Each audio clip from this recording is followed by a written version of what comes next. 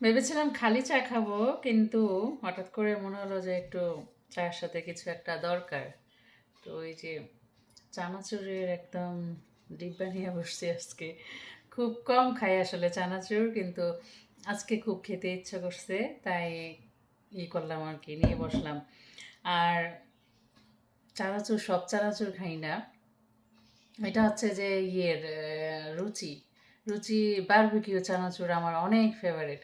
তো অনেক দিন পর আসলে এটা পেলাম। আমি এশিয়ান দোকানে কম যাই, আর বেশিরভাগ সময় আমার হাজব্যান্ড এই বাজার সদাই করে আর কি। তো আমি সেদিন যাওয়ার পরে ওর সাথে আমি দেখলাম যে এই রুচি বারবিকিউ চানাচুর আসছে, তো একটা নিয়ে আসলাম আর কি। তো এটা আমি আর আমার মেয়ে একটু বড় প্যাকেট আনছিলাম, তো এইটুকু আছে। তো এটা আনার পর থেকে আমিও খাই, আমার মেয়েও খায়। আমার মেয়ে প্রতিদিন বিকালবেলা এটা খাবেই আর কি, মানে ওর একটু হলো চানাচুর চাই প্রতিদিন বিকালবেলা। আমি দেখি সে নিয়ে নিয়ে এটা নিয়ে বসে আর কি। তো চায়ের সাথে আজকে আমার বিকালকার নাস্তা হচ্ছে চানাচুর। চা খেতে খেতে আপনাদের সাথে আজকে একটু গল্প করি। আমরা যারা 40-এর উপরে আছি, 40-এর উপরে কেন, আমার এখন 45 চলে আর কি।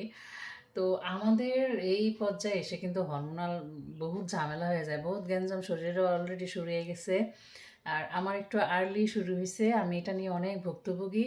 তো যারা আমার মতো আছেন তাদের সাথে আজকে কিছু কথা শেয়ার করি, আপনাদের আশা করি কাজে লাগবে। তো এই 40-এর পরে গিয়ে যেহেতু হরমোনাল যে চেঞ্জগুলি আসে, এটা কিন্তু ফেস করাটা অনেক কঠিন। অনেক এক একজনের সিমটম এক এক রকম থাকে। আপনি কখনোই আরেকজনের সিমটম দিয়ে আপনার সমস্যাটা বুঝতে পারবেন না, বা বোঝা যায়ও না। যেমন আমার যে সমস্যা ছিল আরেকজনের সমস্যা না হতে পারে, তবে কমন কিছু সমস্যা থাকে যেটা সবারই হয়। তো এই বয়সে আপনার হজমের অনেক সমস্যা হয়। হজমের প্রবলেমটা একেবারে অতিরিক্ত দেখা দেয়। আমরা যেটাকে অ্যাসিডিটি প্রবলেম বলে বলে করি আর কি। এটা মানে অনেক সময় দেখা যায় হালকা কিছু খেয়েছি সেটাও হজম হয় না, পেটে সমস্যা হয়ে গেল, বা অ্যাসিডিটি ক্রিয়েট করে অনেক ঝামেলা হয়ে যায়। আর একটা হচ্ছে আমরা একটু স্লো হয়ে যাই। আমি নিজেকেই দিয়েই বুঝি যে আমি আগে থেকে অনেক স্লো হয়ে গেছি।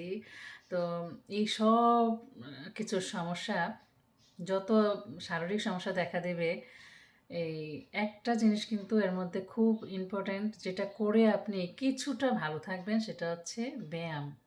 এই ছাড়া বিকল্প কোনো কিছু নাই। আমি যতবার আজকে ৫-৬ বছর আমি ডাক্তারের পেছনে ঘুরতেছি, আমি যতবার যাই আমাকে এরকম শুধু কাগজ ধরিয়ে দেয়, লিঙ্ক পাঠিয়ে দেয় যে এক্সারসাইজ করো, আর কোনো কিচ্ছু না।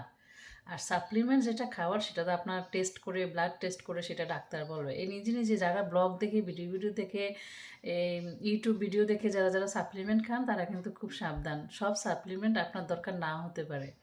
কাজে আপনার বয়স অনুযায়ী আপনি ব্লাড টেস্ট করবেন, ডাক্তার আপনাকে যেই ওষুধ দিবে বা যেই ভিটামিন ডি, আয়রন, ক্যালসিয়াম যা আছে ঘাটতি থাকলে দিবে। অতিরিক্ত খাওয়া কিন্তু ভালো না, এটা মাথায় রাখবেন। তো ব্যায়ামের কথা বলছিলাম আর কি, এটা ছাড়া কোনো বিকল্প নাই। নানান শরীরে যে পরিবর্তন, সব কিছু মিলে আমাকে নানানভাবে এফেক্ট করতেছে আর কি। যেহেতু আমারটা একটু আর্লি, আমার সমস্যাগুলিও অনেক একটু বেশি আর কি। তো এই মাংসপেশি বলেন, কোমরের ব্যথা বলেন, জয়েন্টের ব্যথা বলেন, সব কিছুর বিকল্প আছে। এই যদি আপনি ওষুধ না খেয়ে, ব্যথার ওষুধ না খেয়ে ভালো থাকতে চান, তাহলে হচ্ছে ব্যায়াম। আগে আমি কিন্তু অনেক ফাঁকিবাজ ছিলাম, মানে অনেক ফাঁকি দিতাম। এখন আমি সকাল বিকাল করি। কিছুটা আমার মনে হয় হেল্প হচ্ছে আমার, এবং হবে, আরও হবে আস্তে আস্তে। আর হাঁটাহাঁটি করবেন, কাজ করবেন। কাজ করলে শরীরের কোনো সমস্যা না, কাজ করলে শরীর ভালো থাকে।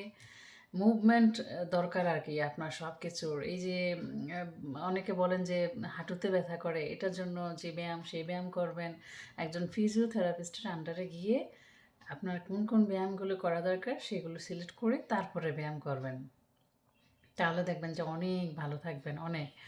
আর 50 বলেন, 52 বলেন, এগুলো তো আসবেই। বয়স আস্তে আস্তে বাড়বে, কোনো সমস্যা না। কিন্তু সেটা ফেস করার জন্য যে প্রস্তুতি, সেটা নিতে হবে আর কি।